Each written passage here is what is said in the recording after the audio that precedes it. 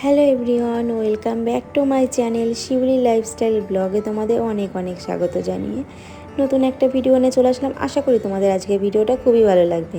প্রথম থেকে শেষ পর্যন্ত দেখার অনুরোধ রইল। আর তোমরা যে যেখান থেকে ভিডিওটা দেখছো সবাই খুব ভালো আছো এবং সুস্থ আছো। তাহলে চলো ভিডিওটা শুরু করি। এখন সকাল বেজে গেছে 6টা। তাই অনেক দিন পর তোমাদের সঙ্গে মর্নিং রুটিন শেয়ার করছি। ঘুম থেকে উঠে ফ্রেশ হয়ে চলে আসলাম কিচেনে।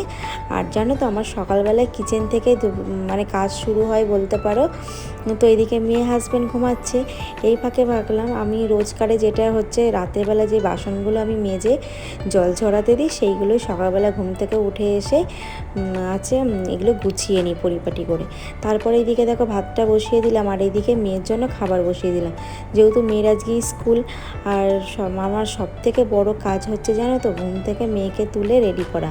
ওকে ঘুম থেকে তুলতে যে আমার কী কষ্ট। আর আমি বলে না, প্রত্যেক মায়েরা যারা স্কুলে বাচ্চাদের পাঠায় তাদের সবারই নাজেহাল অবস্থা। আর আমার তো অবস্থা খারাপ, কারণ আমার তো ওই জন্য তাড়াতাড়ি ঘুম থেকে উঠতে হয়, কারণ ওকে রেডি করতে আমার 1 ঘন্টা সময় লেগে যায়। তারপরে দেখো ওইদিকে ব্রাশ করিয়ে আমি এইদিকে হচ্ছে মেয়ের জন্য কর্নফ্লেক্স কলা দিয়ে যেটা করলাম টিফিনটা, সেটা ওকে খাইয়ে দিচ্ছি।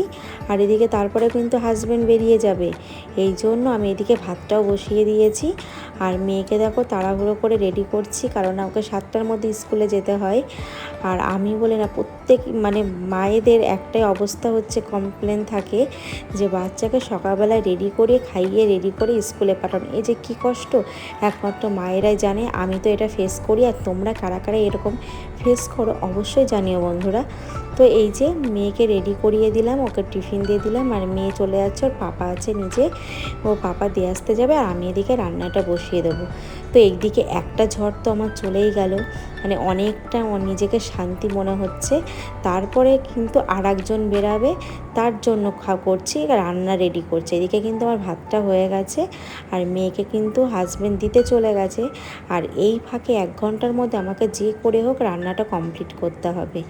আর আমি বলি না, প্রত্যেক হাউসওয়াইফদের এই একটাই রুটিন, সকালবেলা উঠে বাচ্চা রেডি করা, হাজব্যান্ড যদি অফিসে যায় তাকে রেডি করানো, আর নিজের জন্য তো সময়ই পাওয়া যায় না। তারপরে দেখো চলে এসছে হাজব্যান্ড, আর ওকে আমি চা দিয়ে দিলাম, ও চা খাচ্ছে। এদিকে ফ্রেশ হবে আর আমি এদিকে রান্নাটা করে নেব। আজকে কিন্তু বেশি কিছু করব না জানো তো, আজকে করব ডিমের আমলেটের একটা মানে পাতলা ঝোল বলতে পারো।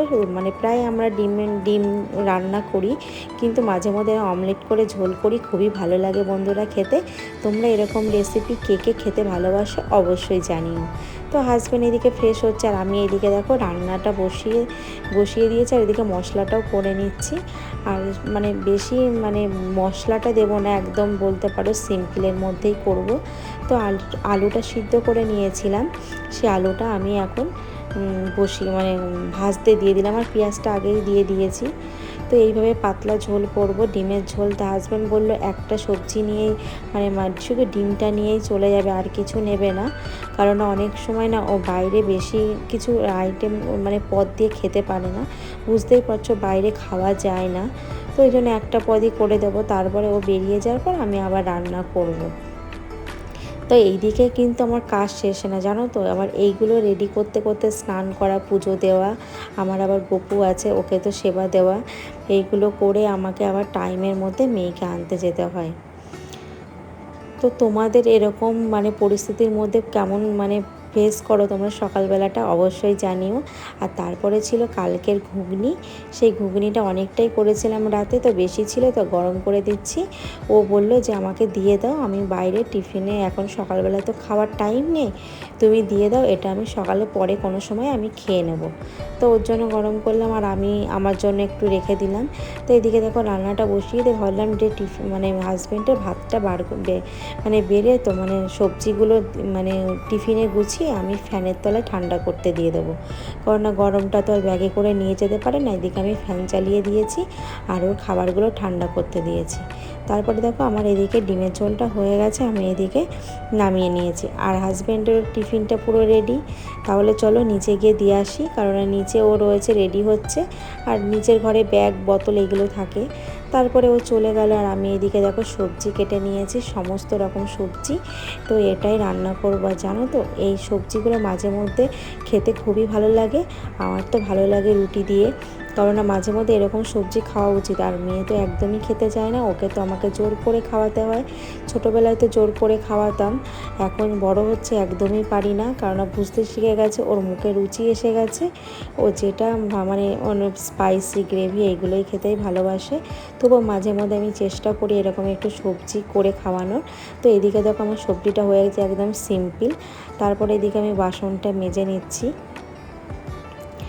আর আজকে যেহেতু বৃহস্পতিবার বন্ধুরা, তো বৃহস্পতিবারে বুঝতেই পারছো মানে ঘরের মা লক্ষ্মী পুজো থাকে, তো সেইগুলো। আর আমি রাতে জানো তো সমস্ত বাসন মেজে রেখেছিলাম। লক্ষ্মী মানে যেহেতু বৃহস্পতিবার দিন আমার চাপ হয়ে যায়, সকালবেলা টাইম পাই না, তো আগের দিন সমস্ত বাসনগুলো আমি ঠাকুরের বাসনগুলো মেজে জল ঝরাতে রেখে দিয়েছি।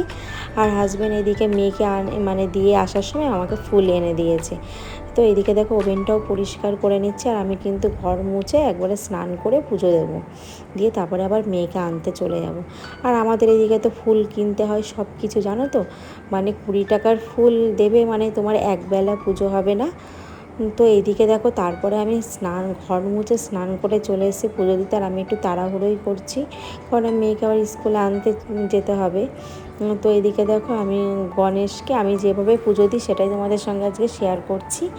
তো এদিকে বেলপাতাগুলো একটু ভালো ছিল, তো এদিকে আমি ঘরটাও সাজিয়ে নিয়েছি। আর আমি গণেশকে কিন্তু মানে বুধবারটা দেওয়া হয় না, বৃহস্পতিবার করে আমি দুব্য অর্পণ করি। তারপরে এদিকে মা লক্ষ্মীর ঘরটাও আমার গোছানো হয়ে গেল, আর সমস্ত বাসনগুলো আমি এক এক করে গুছিয়ে নিচ্ছি। আর বৃহস্পতিবারের পুজোটা বন্ধুরা একটু দিতে দেরি হয়, অনেকটা সময় লাগে। তো এদিকে আমার মা লক্ষ্মীর ঘরটা একদম সম্পূর্ণ কমপ্লিট হয়ে গেছে। আর আমার গোপু সোনাকেও পুরো স্নান করিয়ে দিয়েছে। কেমন লাগছে আমার গোপু সোনাকে অবশ্যই জানিও। আর তারপরে আমি সমস্ত ফুল দেখো এক এক করে অর্পণ মানে প্রণাম করে আমি দিচ্ছি। এদিকে গীতাতেও আমি তুলসী পাতা দিয়ে দিলাম। তো তোমরা লক্ষ্মী পুজো কেমনভাবে করো বৃহস্পতিবারে আমাকে কিন্তু বন্ধুরা জানাতে ভুলো না। আর আমার ভিডিওগুলো তোমাদের কেমন লাগছে অবশ্যই জানিও। আর ভালো লাগলে প্লিজ সাপোর্ট করো, লাইক কমেন্ট করো। আর যারা নতুন বন্ধু আমার চ্যানেলটিকে সাবস্ক্রাইব করোনি, প্লিজ আমার চ্যানেলটিকে সাবস্ক্রাইব করে আমার পাশে থেকো।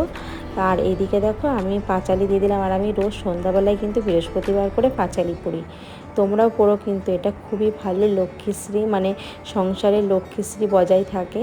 তো এদিকে গোপুসোনার জামা টাওয়াল ওটাও ধুয়ে মেলে দিলাম। তো আজকে যেহেতু রোদ নেই, বৃষ্টি হচ্ছে, জানি না শুকাবে কি না। তো এদিকে আমার কমপ্লিট হয়ে গেল। তাহলে চলো পুজোটা দিয়ে আবার তোমাদের সামনে ফিরে আসছি আমি। তো তারপরে এদিকে পুজোটা হয়ে গেল। আর আমি এই যে সকালবেলায় ঘুগনিটা গরম করেছিলাম, তাই মুড়ি দিয়ে, এটা সকালবেলায় বলতে পারো আমার ব্রেকফাস্ট। তো খেয়ে দেখো নিচে চলে এসেছি, এসে রেডি হয়ে গেলাম, যাব মেয়েকে আনতে। এখন 10টা 10 বাজে, 10:30টায় মেয়েকে ছুটি দেবে। তাহলে চলো বন্ধুরা, মেয়ের স্কুলে গিয়ে তোমাদের সাথে আবার দেখা হচ্ছে। আর এদিকে দেখো ওর ফ্রেন্ডসদের সঙ্গে দেখা হয়েছে, ওইদিকে ওর ফ্রেন্ডসদের সবাই একসঙ্গে আনন্দ করি, মানে বেরিয়ে বলতে পারো মেয়েও আনন্দ করে।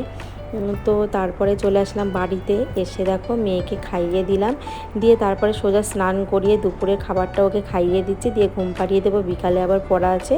তাহলে বন্ধুরা, তাহলে ভিডিওটা এখানেই শেষ করছি, টাটা বাই, আবার নেক্সট কোনো ব্লগে তোমাদের সঙ্গে দেখা হচ্ছে। সবাই খুব ভালো থেকো।